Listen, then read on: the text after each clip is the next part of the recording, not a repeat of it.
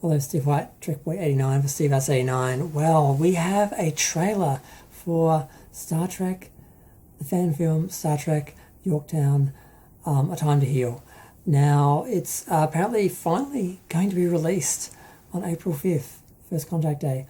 I can't believe this is actually happening. This fan film has been years in the making, generations in the making. It was originally filmed, the footage was filmed in 1985. I remember when I was a kid finding an old issue of Starlog magazine that had an article about this fan film that George Takai had taken part in, and they had pictures of the ships they designed and all this stuff, and it seemed really exciting. I was looking forward to seeing it. Decades later, I was still waiting for it to emerge.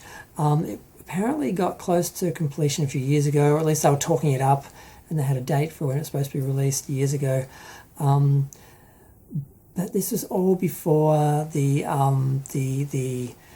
Axanar dramas and the fan film guidelines. So because it was a longer fan film, I think they had problems with it. There was some initial assumption that it would have like a grandfather clause because it was made before the guidelines, a long time before the guidelines, and something they'd been working on for a long time. But I'd heard that they actually weren't able to complete it because of the guidelines, but now I'm hearing that they were able to get around them or something. I don't know what's happened, but I'm kind of thinking it's a good thing, because when I saw that preview then, they were trying too hard to make it very JJ universe, and the effects and that, just they looked too advanced and they just didn't look like Star Trek. And the original footage that was filmed in 1985, of course, looks very...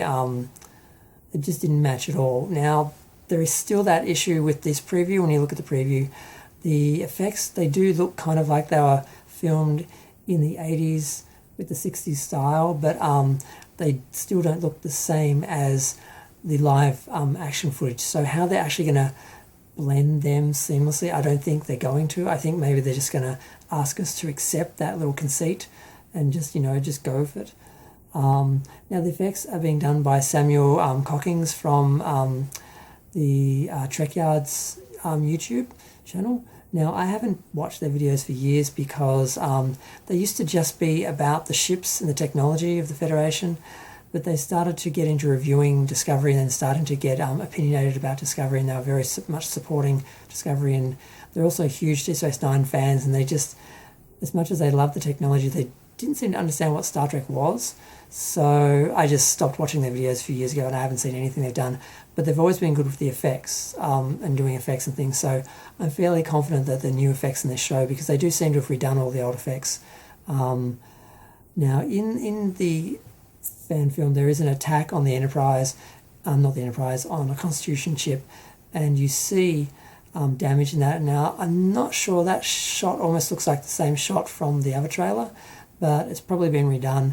And then there was mention that the ship the Yorktown ends up at a space station, with a lot of damage, and apparently gets a refit, because later on when you see what I believe is the Yorktown, it's got totally different nacelles, which are lower. And I believe the Yorktown wasn't a Constitution class ship to begin with, but I can't really remember. It's been so long. I've looked at so many different versions of information on this fan film. So I believe the ship that was attacked wasn't the Yorktown. I now can't remember, I'm sorry. But either way, it looks interesting. It looks good. It's interesting to see a couple of shots of George Takai in the original footage that was done back in the day. Still not sure they're going to be successful in really blending the two, or in people being able to